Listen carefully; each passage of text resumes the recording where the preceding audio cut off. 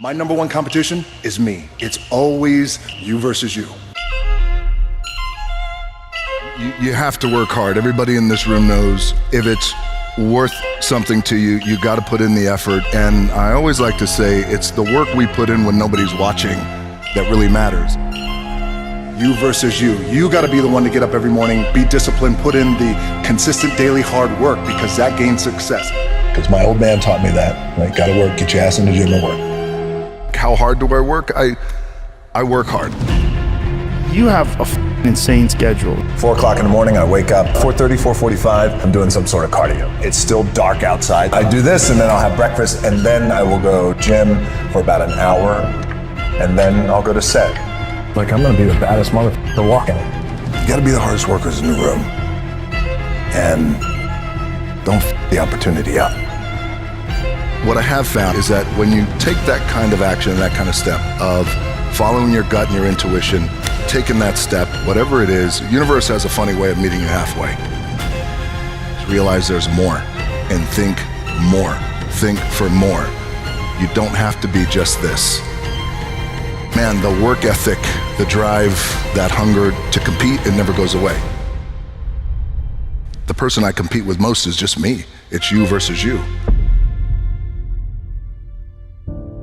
I can trace back my work ethic to, we had a little efficiency apartment in Hawaii, and we were evicted out of there, couldn't pay the rent. The rent was $280 a month.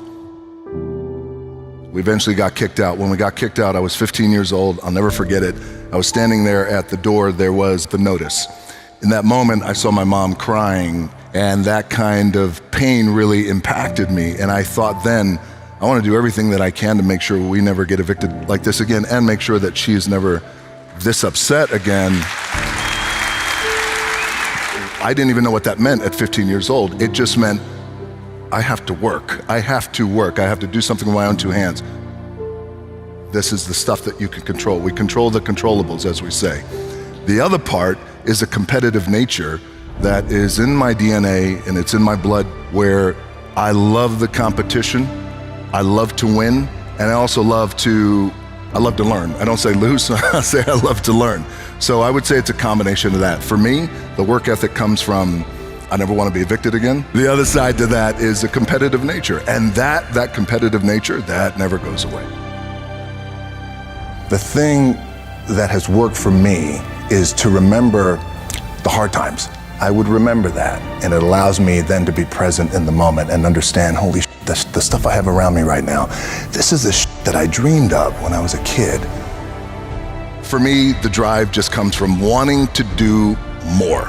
I've gotten really lucky and fortunate over the years to have accomplished what I've been able to accomplish, but again, the hunger doesn't go away. I like to say I got a full plate, but I could always make room for the stuff I love.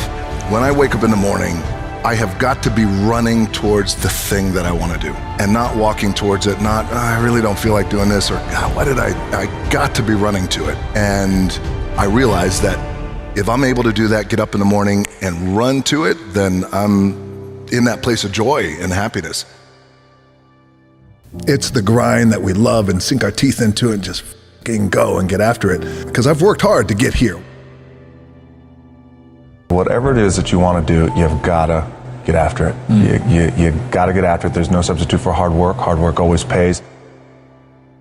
Because a lot of times you go down the road and, there's the phrase, you have to walk by faith and not by sight. A lot of times you walk by faith, not sight nor experience, and you just don't know. When I first started my wrestling career, I got there in the WWE, and I have a meeting with Vince McMahon, and Vince says, okay, he said, what's important to you? And I said, well, what's important to me is learning the business. Even though I grew up in professional wrestling, still so much to learn, and I want to be good. I want to be really good at what I do and put in the time and put in the work. In a way, and I mean this respectfully, I said, I'd like to do it on my own. I don't want to be handed anything or given anything just because my grandfather wrestled for Vince McMahon's dad in the 70s. My dad wrestled for Vince McMahon in the 80s. And I said, I mean that respectfully, I just feel like I want to do it on my own. But we all go through our own journey and process. So there's something I think that we all can tap into that becomes our juice and our wiring. For me, you bring up my old man. My dad was a professional wrestler at a time when professional wrestling, I think, wasn't as globally renowned as it is today. My dad was paycheck to paycheck kind of guy, and when I decided to get into professional wrestling, we had the biggest fight about it. And ultimately he said, look, I'm not too sure if you have anything to offer. I mean, it got to that level. Along the road of life, we always have these moments that are seminal moments where somebody, sometimes it's a loved one like my old man, sometimes it's a friend, sometimes it's a boss, sometimes it's a stranger who says, you can't do it, you're not good enough, don't even try, pack your stuff and go home. My back is up against this motherfucker. Every day, it's against this fucking wall. But it's up against this motherfucker because it's what I believe in. And when my back is against this motherfucker, then there's nowhere to go but that way. That's it. Just because it's never been done doesn't mean it can't be done. Get your ass kicked, you get back up, and you put the gloves back on and you swing away. When I got to Hollywood, I was coming out of the world of professional wrestling, WWE, and I was really determined, hopefully, to have a career that had longevity, and I was willing to put in the work and commit. But what I realized at that time was there was a lot of naysayers and there was a lot of cynicism as I was getting into Hollywood, and I get it. It was a little tricky because I was coming out of the world of professional wrestling. When I got there, a lot of people around me at that time who were part of my management team said, listen, if you really want to make it in Hollywood, and even those who weren't part of my team, you know, now looking back, I could see the chess that they were trying to play back then. They said, if you really want to make it in Hollywood, then you can't call yourself The Rock, you gotta lose weight, don't talk about wrestling, you have to look and walk and talk and act like these guys, and these guys are the biggest stars in the world at that time. Johnny Depp, Will Smith, etc. If you don't know any better, you buy into that stuff, like I bought into that back then. But then you start to realize something starts to eat at your gut about, well, this just doesn't feel right because I'm not being authentic, I'm not being myself. So finally, I said, a few years later, I said, I can't do this anymore. I have to be myself. I said, I'd like to have the same career as these guys, only bigger and different, and I mean it respectfully. And they all looked at me like I had three heads. I'm not these guys. I'm not a Johnny Depp, I'm not a Will Smith, I'm not a George Clooney, those guys who were big stars at that time.